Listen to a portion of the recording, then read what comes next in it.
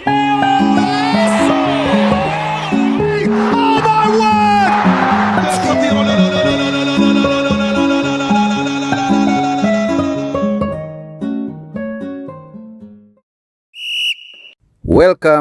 to my channel.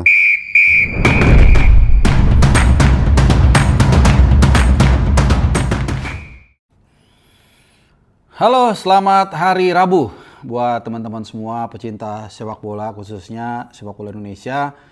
Senang sekali gue kembali bisa menyapa kalian dimanapun saat ini kalian berada, baik yang ada di luar negeri maupun juga yang ada di Indonesia, dimanapun kalian saat ini sedang beraktivitas dalam cuaca yang lumayan dingin, lumayan gloomy. Kebetulan Jakarta dan sekitarnya itu sampai dengan Bandung, Cipanas, Puncak itu rata hujan, cukup dingin juga udaranya. Tentunya ini sangat menyenangkan ya, karena biasanya kalau dingin itu mood kita lebih bagus. Nah, oleh karena itu, karena mood gue juga lagi bagus, gue kali ini pengen kembali menyapa kalian melalui satu, mungkin bukan program ya, tapi satu segmen. Nah, itu dia. Sekarang anak suka hilang nyari kata untuk menggambarkan ke kalian semua. Satu segmen yaitu Rapot Abroad yang mungkin sudah bukan gue tinggalkan, tapi nggak gue bahas selama mungkin 1,5 bulan karena ya kita disibukkan dengan Natal Tahun Baru, kemudian juga ada gonjang-ganjing pemilihan pelatih baru, dan juga tentunya saat itu ada sedikit suasana duka, bukan sedikit, banyak sebenarnya. Oleh karena itu menarik untuk kita kembali memantau bagaimana perkembangan ataupun kondisi terakhir dari pemain diaspora kita. Kalau pemain lokal kan gue juga udah bahas. Dari mulai kemarin El Clasico, lalu juga gue sesekali ke Dewa United karena ada beberapa pemain lokal juga di sana. Dan mudah-mudahan nanti kalau ada rezeki dan juga ada kesempatan dan waktu, nanti gue akan ke Surabaya juga, ke mana lagi ya, ke PSIM juga ada Cahya Supriyadi kan. Ya, tapi tentu nggak bisa sebanyak beberapa tim yang saat ini memang ada di papan atas. Dan beberapa tim yang memang banyak dihuni pemain nasional. Oke, jadi kita kembali fokus, tinggalkan sejenak gonjang-ganjing soal tim kepelatihan yang baru, ya bukan tim kepelatihan terbaik, tapi tim kepelatihan yang baru yang kemarin sudah diperkenalkan secara resmi oleh Federasi, oleh PSSI, mengambil tempat di Hotel Mulia. Jadi sama persis dengan yang terjadi 1 tahun lalu saat Patrick Kluivert diperkenalkan juga di Hotel Mulia. Ya kemarin konferensi persnya berjalan cukup lancar, tapi tentu kita juga berharap prestasi dan performa pemain tim nasional kita juga lancar nanti di FIFA Series, AFF, juga Piala Asia, serta FIFA Matchday lain-lainnya. Roster pemain timnas abroad. Nah, ini dia, gue udah siapin datanya. Seperti biasa, kadang-kadang gue suka slip 1-2 karena nggak mudah kalau mau benar-benar secara keseluruhan nih memaparkan detail satu persatu ya. Tapi ini yang umum-umum aja, yang menarik-menarik aja, seperti para pemain belakang kita yang ternyata sedang subur, bukan hanya kuat dalam bertahan tapi juga subur. Ini gue random aja. Di antaranya adalah Kevin Dix yang timnya di awal-awal kalau kalian masih ingat itu terseok-seok Mönchengladbach, tapi kemudian ada pergantian pelatih dan kemudian membaik, dan Kevin Dix-nya juga kemarin dalam beberapa laga sudah oke banget, dan kebetulan Bundesliga sudah mulai. Bundesliga ini biasanya liburnya kalau Natal lama, sebulanan. Dan kemarin Kevin Dix saat menghajar Augsburg 4-0, dia mencetak gol dari titik putih. Nah, ini luar biasa ya. Jadi ya kalau menurut gue sih mungkin bukan pemain top tier Eropa juga ya, tapi dengan dia bisa menjadi starter di klub Bundesliga, kemudian juga musim ini dia sudah mencetak 3 gol ya, dan secara umum ini adalah gol ke-36 dia sepanjang karir. Luar biasa loh. Back di dunia yang bisa mencetak 36 gol dalam karirnya, dan di usia yang masih mungkin beberapa tahun lagi dia bisa kok main.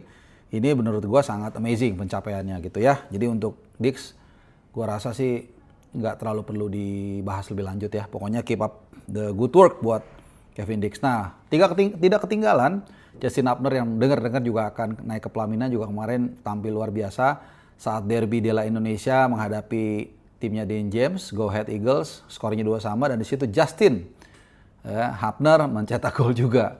Dan keputusan dia untuk pindah ke Eredivisie, walaupun tim papan bawah Fortuna Sittard ya, bukan tim ternama seperti Ajax, PSV, not even Feyenoord, tapi ternyata dia mendapatkan tempat di situ walaupun memang dimainkan sebagai bek kiri ya, tapi it's okay, yang penting main terus sehingga mentalitasnya bisa balik lagi. Jadi luar biasa Justin Hubner terus stabil, dapat minute play ya, dan gua rasa dengan status dia yang juga cukup lama bermain buat timnas kita di antara pemain diaspora lainnya dan juga punya kelebihan sebagai CB kaki kiri, ya kita akan lihat kemungkinan besar dia akan menjadi andalan di bawah asuhannya John Herdman, pelatih baru tim nasional kita. Dan bukan hanya dia yang mencetak gol. Elkan Bagot juga bertepatan dengan tibanya John Herdman di tanah air.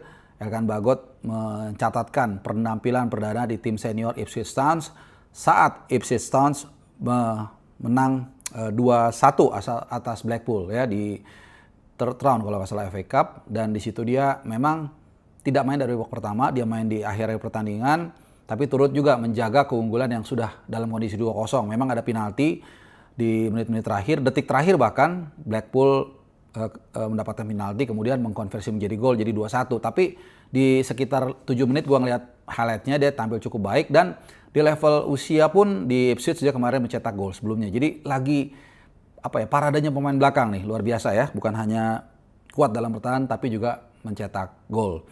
Nah, untuk Nathan Chowan sendiri RST Divisi itu masih libur. Jadi panjang liburnya, baru main nanti tanggal 18 William Tway. Dan tapi secara umum kepindahan Nathan Chowan ke William Tway walaupun di RST Divisi gua rasa sudah mulai bisa dituai hasilnya, di mana Nathan menjadi langganan sebagai bek kiri. Kalau nggak salah tahun ini juga sempat musim ini mencetak gol, dan kalau kita lihat ini adalah musim terbaik kedua dia dalam sejarah karir profesional dia, dan belum selesai, bisa aja menjadi yang terbaik dalam hal caps bersama klubnya. Tahun ini dia sudah main 18 kali. Sebelumnya itu 2022-2023 dia itu main sebanyak 29 kali bersama Excelsior, dan saat itu berhasil bertahan di Eredivisie. Jadi kita lihat apakah musim ini dia bisa menorehkan penampilan lebih dari 29 kali bersama William Tway dan berharap bisa membawa William Tway promosi ke Eredivisie. Ya kita tunggu aja seperti apa nanti di akhir musim. Nah, yang berikutnya kita sudah bahas, Emil Laudero kemarin ya sama nih sebenarnya dengan Kevin Dix, dengan Jay Itzes dan Calvin Verdong. Sebenarnya nggak perlu terlalu kita bahas yang lebih dalam lah. Kemarin sayang memang dihantam 5-0 dari Juventus. Kalian Juventini siapa nih yang mungkin senang nggak senang setengah ya. Tapi memang setelah pas 2-0 Juventus unggul, salah seorang pemain Cremonese kartu merah. Jadi memang susah. Tertinggal 0-2 dari tim seperti Juventus, kemudian juga main di kandang Juventus, ya memang nggak bisa banyak yang dilakukan oleh Emil Laudero. Nah, kemudian untuk yang agak miris, ya ini kita mulai bahas yang agak miris, yaitu oleh Mauro Zelstra.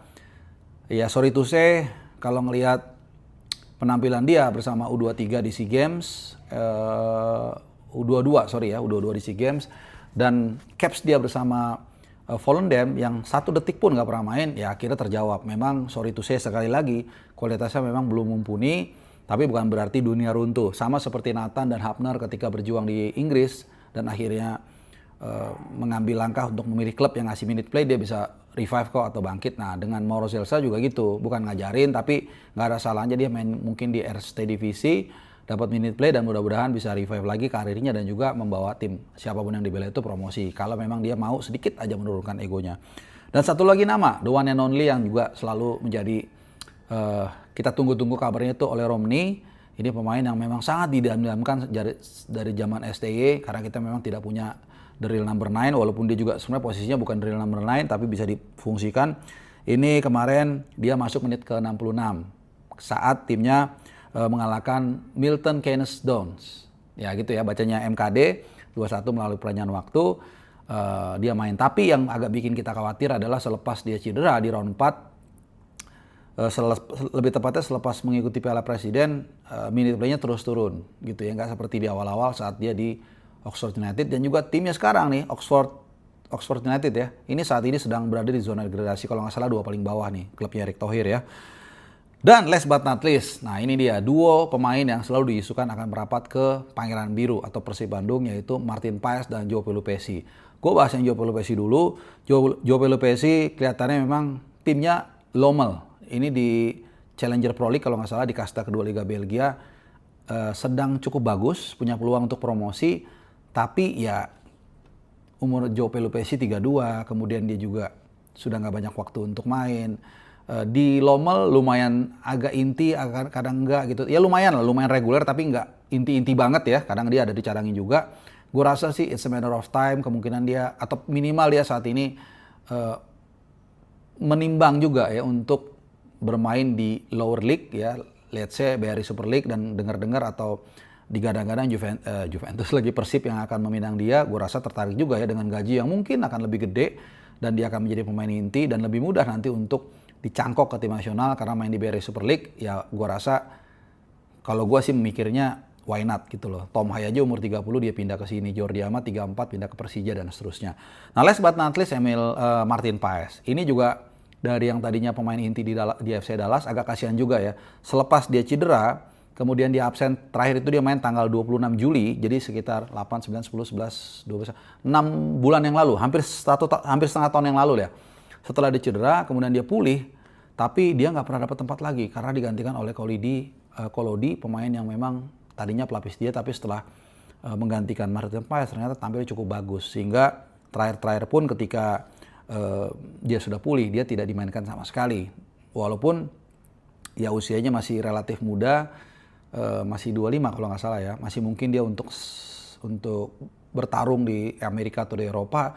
Tapi ya again, kita nggak tahu kalau tawarannya datang menggiurkan dari Persib Bandung, kita dengar dia akan bergabung dengan Persib Bandung dan di situ dia pasti akan jadi pemain utama, ya who knows ya dia akan bergabung. Ya kita lihat aja, tapi dari posisinya sih semakin menggoda gitu ya, karena di sana dia juga nggak main udah setengah tahun. Kalau ada tawaran jadi pemain utama dan gaji gede, gua rasa at least dia akan pertimbangan itu. Apakah dia jadi pindah atau enggak, ya kita nggak tahu. Kita tunggu aja nanti di bursa transfer berikutnya, apakah memang ada penambahan pemain baru untuk Persib Bandung yang juga sedang berjuang untuk mencatatkan sejarah menjadi tim pertama yang 3 kali berturut-turut juara Liga Indonesia, dan juga langkah mereka di ACL 2 itu sejauh apa, kita akan tunggu sama-sama. Oke teman-teman semua, terima kasih sudah menyimak konten tadi Rapor Abroad yang sudah lama tidak hadir di beranda kalian. Semoga bermanfaat buat kalian, sehat selalu, dan sayangilah siapapun orang yang kalian sayang selagi masih ada. Terima kasih teman-teman, adios.